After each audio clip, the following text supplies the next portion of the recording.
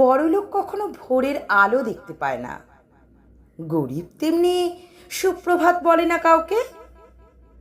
বড়লোকের মেয়েরা গায়ে রোদ লাগাতে মরিশাস যায়, গরিবের উঠোন রোদে পুড়ে নৌকা হয়ে যায়।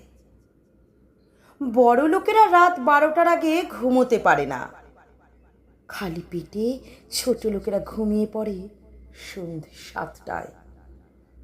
ঘুমিয়ে ঘুমিয়ে স্বপ্ন দেখে খালি পেটের ভেতর একটা আস্ত বস্তি, ভরা পেটের ভেতর একটা 14তলা বাড়ি। বস্তি বলছে 14তলাকে, তুই ভেঙে পড়, তোর দরজা খুলে বস্তিতে লাগাবো।